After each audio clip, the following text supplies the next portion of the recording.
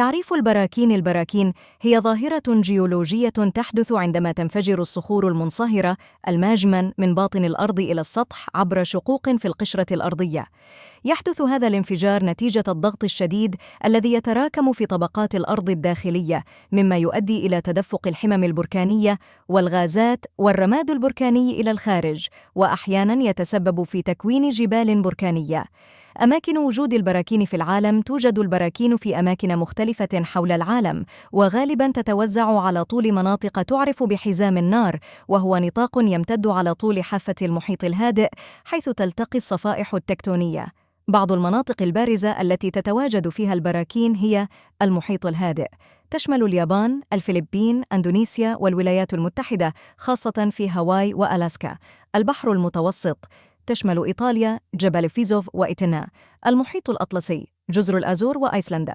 جبال الأنديزا في أمريكا الجنوبية، بيرو، تشيلي، الإكوادور.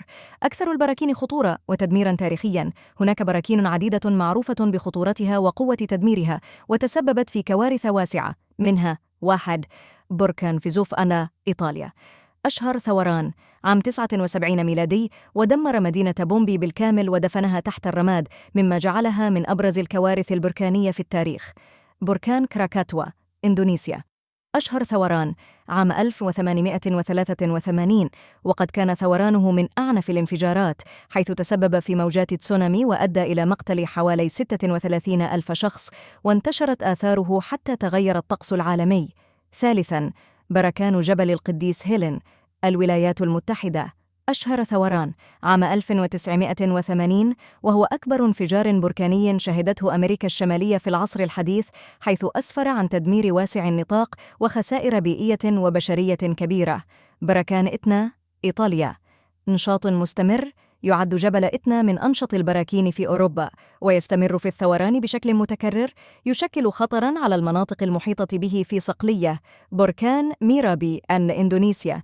نشاط مستمر: أحد أنشط البراكين في إندونيسيا، ويثور بانتظام، ما يشكل تهديداً مستمراً لحياة الآلاف من السكان القريبين.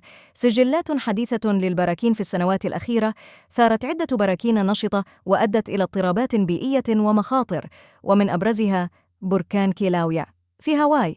استمر ثورانه عام 2018 لعدة أشهر، مسبباً خسائر كبيرة للمناطق السكنية.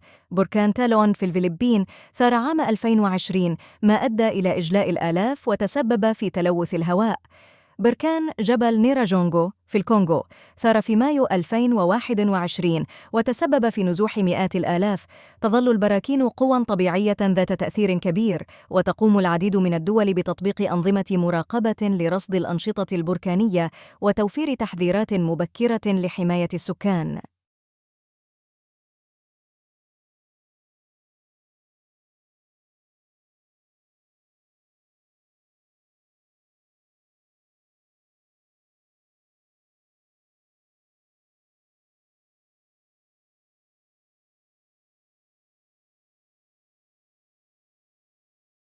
لا تنسوا الإعجاب بالفيديو والاشتراك في القناة تشجيعا لنا لنستمر بنشر المزيد إن شاء الله.